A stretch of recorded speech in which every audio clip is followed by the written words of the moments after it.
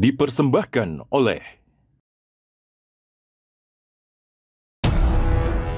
6 dekade lalu, kebutuhan akan kekuatan udara maritim melahirkan satu kesatuan strategis, yaitu Pus Penerbal, Pusat Penerbangan TNI Angkatan Laut. Dibentuk pada tahun 1960, Pus Penerbal bermarkas di Juanda, Surabaya, Jawa Timur. Menjadi satu-satunya pangkalan udara militer yang dibangun sepenuhnya oleh bangsa Indonesia pasca kemerdekaan.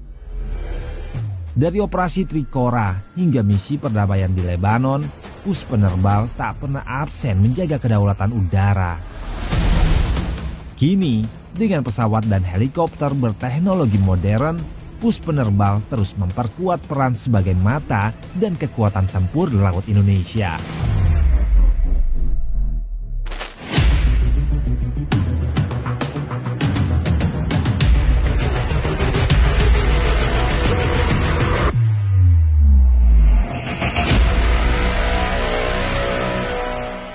Ya pemirsa, tampak ini di belakang saya sudah ada sejumlah helikopter yang tentunya berfungsi untuk mendukung tugas yang dijalankan oleh TNI Angkatan Laut.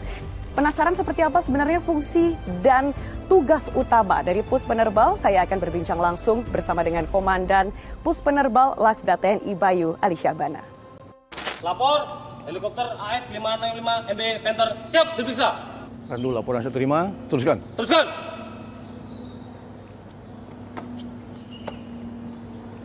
Halo, apa kabar Pak Bayu? Baik, alhamdulillah Mbak. Sehat. Bagaimana kabar sebaliknya? Sehat Pak, ini penuh dengan semangat ya, karena sekarang kita juga menyaksikan bagaimana kemudian kehebatan dari TNI Angkatan Laut kepada dunia juga.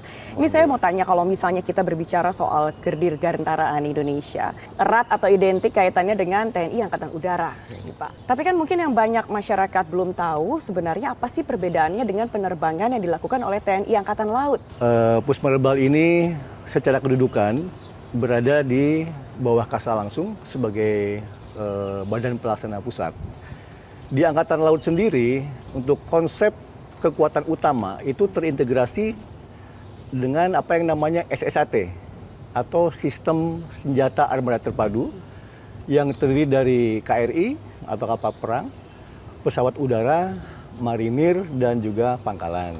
Tentu saja dalam SSAT ini Pus Penerbal masuk di dalamnya karena ada unsur pesawat udara sebagai salah satu komponen dari SSAT tersebut.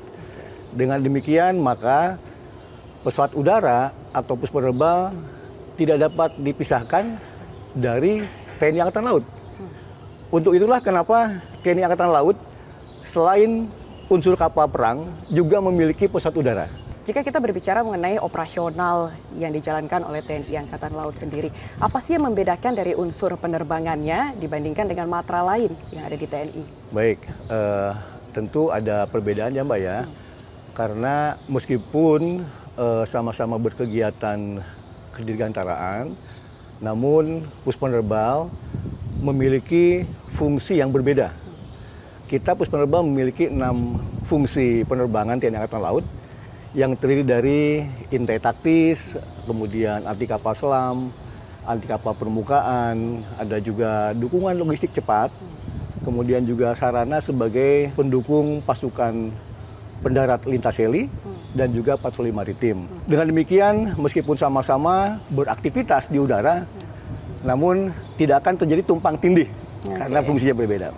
Ini sudah ada perbedaan fungsi yang jelas. Tapi kalau dari kekasannya, Pak, ini apa sih yang menjadi ciri khas yang berbeda begitu? Nah, ini yang sangat menarik, Pak. Ini sangat menarik.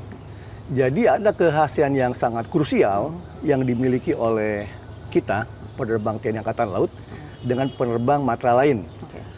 Salah satu contoh adalah dalam hal aktivitas SBO atau Shipboard Operation, adalah kegiatan take off maupun landing helikopter di atas kapal perang yang sedang bergerak di laut. Nah itu. Dan ini juga sudah pernah dilaksanakan ya Pak? Selalu. Landing di atas sering. kapal perang. Kita tidak hanya latihan, operasi pun demikian. Nah ini menjadikan materi yang wajib dikuasai oleh para penerbang helikopter TNI Angkatan Laut. Bahkan sejak mereka baru lahir sebagai penerbang helikopter, TNI Angkatan Laut harus menguasai materi ini. Itu yang jadi kekhasan kita. Ini menjadi kekhasan. Jika kita melihat bahwa ada kekhasan, kemudian fungsi yang sangat vital dan strategis, kita juga berbicara mengenai bagaimana akhirnya Pus Penerbal bisa menghasilkan para penerbang yang andal di TNI. Nah, ini bagaimana kemudian proses pelatihannya, lalu bagaimana pembentukan agar bisa menjadi penerbang andal yang bisa ditunjukkan kemampuannya kepada dunia. Ini seperti apa, Pak? Yang pertama saya bisa jelaskan dulu masalah rekrutmen ya Mbak ya. Kita untuk merekrut menjadi penerbang TNI Angkatan Laut ada beberapa sumber. Yang pertama kita rekrut dari perwira muda lulusan Akademi Angkatan Laut. Kemudian kita juga menerima penerbang dari lulusan PSDP. Di samping itu juga untuk tambahan kuota kita, karena kita butuh pengawal pesawat yang cukup banyak, kita juga membuka kesempatan merekrut lulusan sekolah-sekolah penerbang sipil seperti dari API Banyuwangi, dari Curug, seperti itu, yang memang semuanya nanti akan bersinergi untuk memperkuat jajaran kita. Saat ini kan kita berada di markas Komando Pus Penerbal di Surabaya. Ini pusatnya ya Pak. Betul. Kemudian satuan yang lain tersebar di mana saja di seluruh Indonesia? Nah, baik, saya jelaskan Mbak ya, bahwa kita Pus Penerbal membawahi 3 satuan operasional, yaitu Wing Udara 1 yang berada di Tanjung Pinang, Wing Udara 2 di Juanda sini, Surabaya, dan Wing Udara 3 di Biak, Papua. Di samping itu juga kita membawahi satuan pendukung.